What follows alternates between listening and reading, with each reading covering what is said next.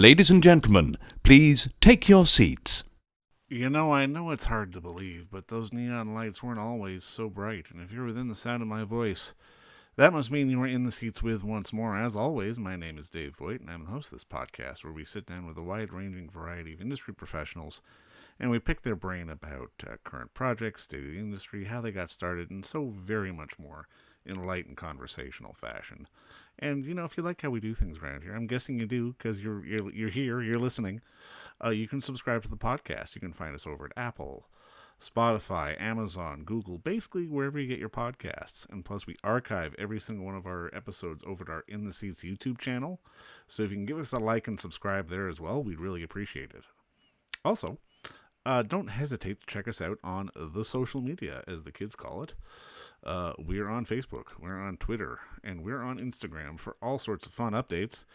And finally, and I say this a lot, but it's the most important, please pay us a visit over at intheseats.ca for all the latest and greatest from the world of film, television, basically the moving image at large, because if we love to watch it and write about it and talk about it, we love it when you come and read about it. So please come on by.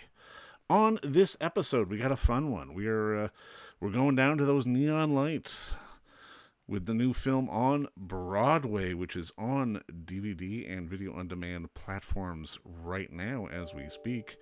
It's a fun one. And we got the unique pleasure of sitting down and talking with the director, Oren Jacoby.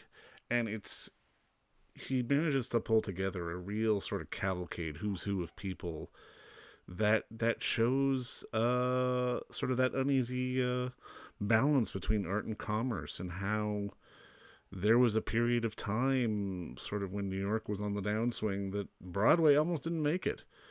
And we get that story, and we get so very much more, and a great talk that we had with Oren. So go check out On Broadway wherever you can, and enjoy our talk with Oren.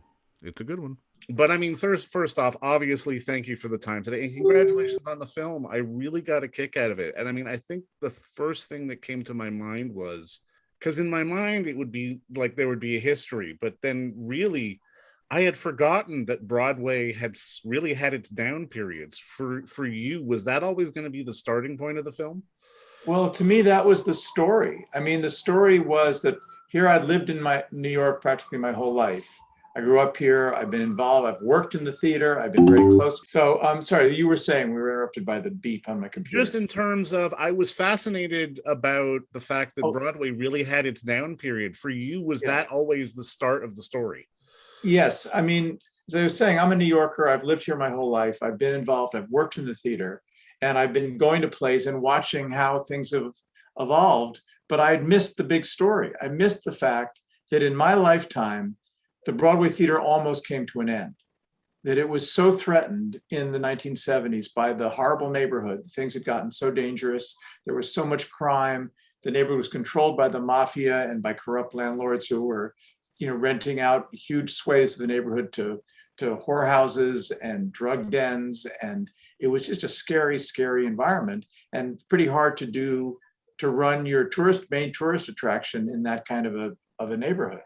And in the 70s, with the Schubert family who dominated this industry for 100 years, finally kind of teetering off into the sunset, these young lawyers took over the business. And at the same time, several other theater owners opened up their businesses and started buying theaters, and a new approach to producing theater happened. And the fact that there was this coherent story of how this effort had begun and how it produced the kind of theater we have today, and what the elements are that make up that ecosystem of the Broadway theater, was fascinating. And I mean, I was so struck just because just the other day, I got to watch the new Blu-ray of Company, the film. And just seeing it in your film, it was like, oh my God, I hadn't realized what a linchpin musical sort of that was. Like, when you're going into a film like this, I can imagine you've really got to sort of dive in and try to find the pivot point of where things kind of shifted, because I can imagine there were some shows in the down period that maybe are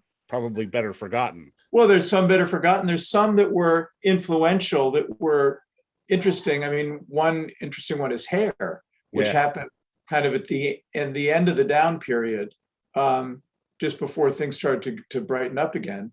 But it was, you can only tell so many stories. Right. And the thing about Hair was it was a cultural impact, a wide cultural impact. It grew over a long period, and it wasn't just the musical. It was the reputation of the musical. It wasn't a huge box office hit. It ran for longer in London than it did in New York. Yeah. And it didn't kind of change the industry. It didn't bring rock music right away coming into Broadway. It kind of took a few years for that to germinate and for other things to happen.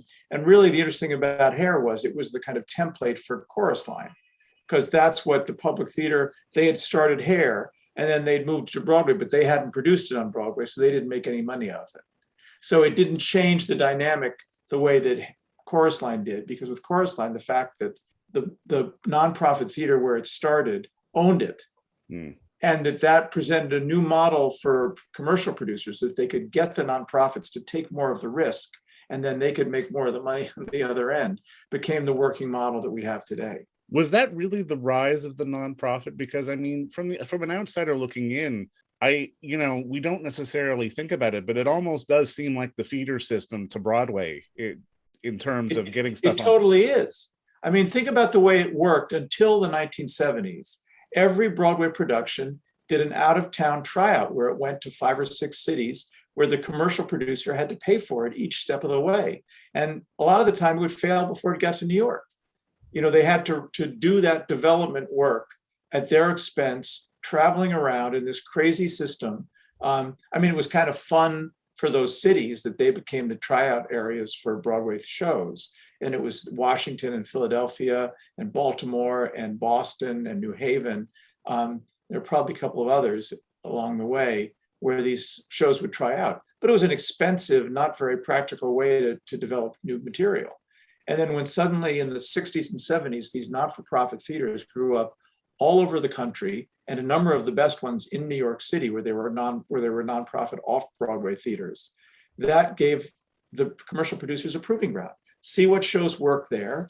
We can even get involved developing them there, put a little money in, a little seed money in. And then once they found an audience and we can figure out if this really works, we can bring it to the commercial stage. Is it those venues that brought the talents like a Fosse and other people that brought more of an edge to Broadway? Well, Fosse is a carryover from the old system. Fosse was very much the last of the Mohicans, and in a way the first of the new breed, because he was such an independent risk taker. It's like, I think what Fosse and Sondheim too also overlap the old era. Sondheim came out of West Side Story, where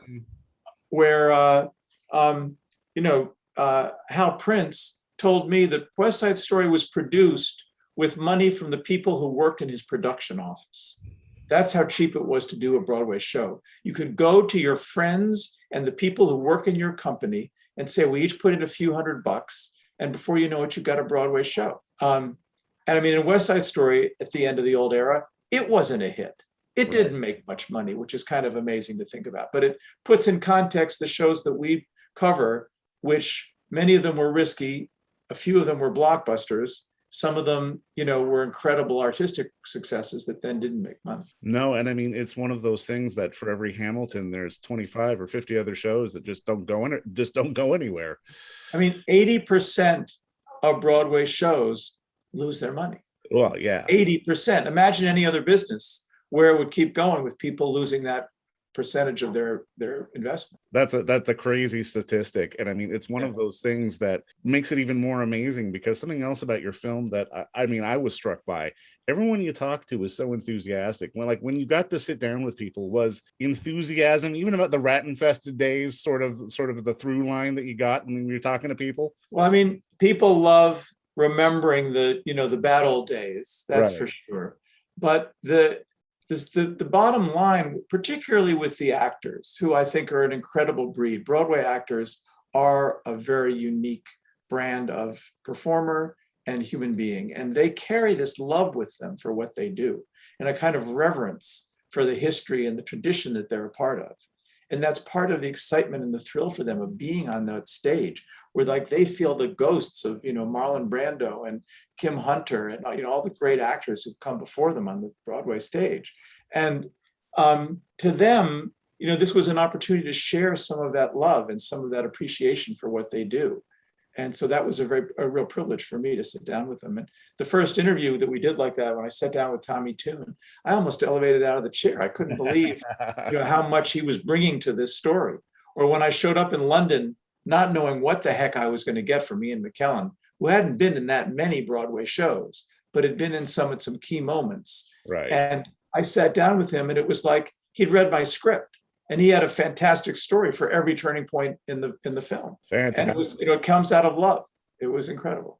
Well, and I mean, that's the other thing, because I mean, as much as there is love, I love how the film also at least gives a little bit of begrudging trepidation to sort of how Broadway has gotten commodified and sort of turned into very much sort of the quote unquote Disneyland sort of big business. I mean, granted, on one end, people are making money, which is a good thing, but on the other end, it's a theme park. And I mean, is there still sort of that internal debate going on even today? I think what we try to show is that it's always been a balance. The only way it can succeed, the only way the adventurous shows and the shows that won't attract a wide swath of tourists and out of towners and, any old person who, shows up, they have to get a ticket. Those shows, are going to succeed whatever the environment is. But the way you need those popular shows for the more risky shows and the shows that, can survive with a smaller audience to work. It's kind of an ecosystem. And I think it's always been a balance. I mean, if you look back to the days when they first built the Broadway, the theater in New York used to be down in the Bowery. And then it was around Union Square. And then it was gradually moving uptown with the population of New York. When the Schuberts got in the business, they bought their first theater on 33rd Street, where Macy's is today. Mm. And then finally, when the New York Times bought the Times building and started what they began to call Times Square, it had been Longacre Square, because it's where all the horse and carriages were in the city. When the Times built that building, the theater owners started to come to that neighborhood and put entertainment in that neighborhood. And the first thing they built, many of them were huge palaces for theater. There was one on the corner of 42nd and Broadway. There was one on 45th and Broadway.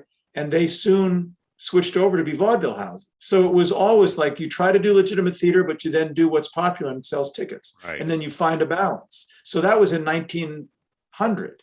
And here we are in 2021. It's still going to be a balance. You still have to get the popular culture. You have to get the people who are going to come and keep going to Phantom of the Opera for 30 years and buy tickets every day.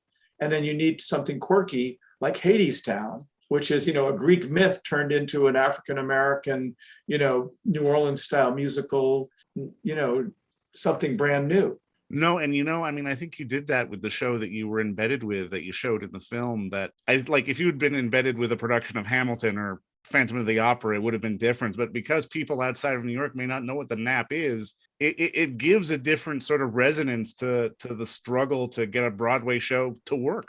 Well, one of the things we were hearing when we started to make the film, and a lot of the interviews we did, people were really worried that plays, as opposed to musicals, were a dying breed on Broadway. Because they're harder to get an audience for. They're more specialty. In this day and age, people want a star if they're going to go see a play. So that makes it harder. You have to get a star and a great play. And musicals just make so much more money. Tourists want to see something where maybe a lot of the tourists don't even speak English. So they want something they can see song and dance. And they don't have to worry about following the plot as carefully. So plays without music were thought to be kind of a dying breed as we started the film. And I thought, well, it's important for us to show a play, to show that there's still a venue on Broadway for someone to take a chance, not just on a play, but on a play that's based on a crazy idea, which was based on the sport of snooker, which nobody in America even knows what the heck it is. And where the lead was a transgender actor playing a transgender role, which was a first to have that kind of a star on Broadway. And so we wanted to show that Broadway's still taking chances. And ironically, when we finished the film and the season was over, it turned out there'd been more new plays on Broadway that season, as opposed to musicals, than there had been in 20 or 30 years. So not only were the people we talked to concerned, obviously the theater community cared and wanted to make sure that the plays have a presence as Broadway goes forward, as well as the blockbusters and the musicals. Does that go to what we were saying before about the balance? Because I mean, I think about something like Bryan Cranston and Network and that kind of thing. I mean, it's a play, but it's leaning on a gimmick. Whereas, like there's always going to be this balance between sort of the new art and then leaning on a gimmick. Like, is that just how Broadway is trying to find its way through the world? I mean, there are gimmicks. There are people who try to find something that's a sure thing. But that was an acclaimed director, international director, Ivan van Hove, who's directed this season, just before COVID, and he'll be coming back. Oh, I don't doubt that it works, but but yeah. But it's kind of a gimmick. It's like there's no question. He had a gimmick for West Side Story. A lot of it's on a movie screen. Right. I mean, they used some of that in Network, and he expanded it even more so in not West Side Story. So I agree. I think, and yet they still, you can go and see a great old-fashioned play like The Ferryman, which blew everyone in the Broadway community away because it was such an original piece of writing, an incredible production, fantastic cast, and it was a real ensemble, moving, just play, just a great story with great acting. Is there anything in the entire sort of shooting process and making this film that surprised you about sort of Broadway in general? Well, what we're discussing about the ecosystem was one thing that surprised me. I mean, it surprised me.